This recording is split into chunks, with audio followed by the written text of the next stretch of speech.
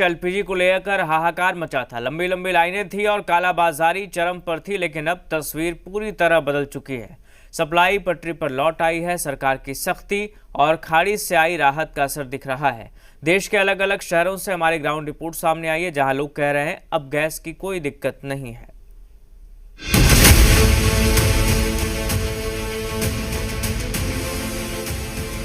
Booking करा के दोबारा यहाँ पे आए हैं, सिलेंडर लेके तो मिल रहा है। 3 तारीख से बुक है मेरा, अभी तक नहीं मिला। अब यहाँ आना पड़ा है मुझे। सर्वर डाउन चल रहे हैं, काम नहीं कर रहे कंपनी के, इसलिए आपको ये सब प्रोसेस है कंपनी का वो करना पड़ेगा। गैस मिल रही है आराम से कोई दिक्कत नहीं हो रही? नहीं।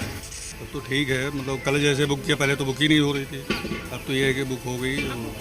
महज 3 दिन पहले तक हालात वो थे कि 910 रुपए का एलपीजी सिलेंडर ब्लैक मार्केट में 4000 रुपए तक बिक रहा था।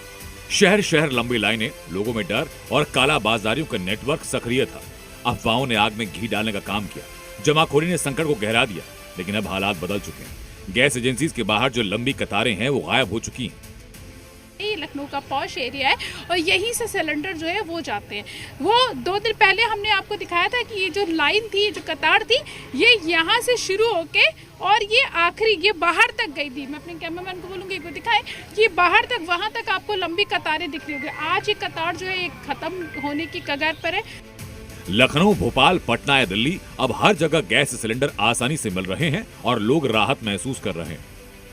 मिल रही है, अभी थोड़ी लाइन कम हो गई। हाँ, गैस मिल रही है अभी आराम से कोई दिक्कत नहीं हो रही? नहीं। मिल रही है मैम गैस? मैम आज तो आए, 13 तारीख से बुक थी, आज आए लेने के लिए। हाँ, इनका फोन गया था तो मिल रही है? मिल रही जी जी बिल्कुल नहीं। हाँ, फर्क हुआ बहुत, मिल रहे हैं। यहाँ लखनऊ की एक गैस एजेंसी का नहीं, जी न्यूज की टीम जब दूसरी एजेंसी पर भी पहुंची ताकि पता चले कि हालात क्या वाकई बदल चुके हैं। तस्वीर है gas agency, Indian gas agency की, जहां पर आपको जो लंबी लाइनें लगी थी वो बिल्कुल कम हो चुकी हैं। अब इक्का दुक्का लोग जो है वो काउंटर पे आपको नजर आ रहे होंगे। कुछ और लोगों से बात करते हैं। सर ये बताइए गैस है अभी आराम से? पहले कितनी लाइन लगती थी? अब बहुत क्राइसिस थी, अब बहुत नॉर्मल हो गया है। इस राहत के पीछे है खाड़ी से आई बड़ी खबर। अमेरिका, इजराइल और ईरान के बीच तनाव के चलते हॉर्मुज स्ट्रेट पर संकट था, लेकिन हॉर्मुज से शिवालिक और नंदा देवी के भारत आने से एलपीजी की कालाबाजारी कर रहे गैंग को झटका लगा।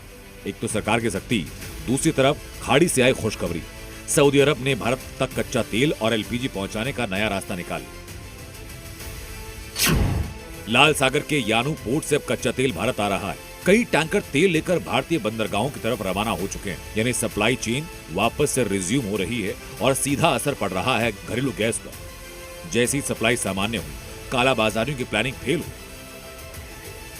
यहाँ पर जो लंबी लाइनें, कतारें लगती थी वो लगना बंद हो चुकी है। इक्का दुक्का लोग ही यहाँ पर दिखाई दे रहे हैं। क्या आप बुकिंग करवाने के लिए यहाँ पहुँचे?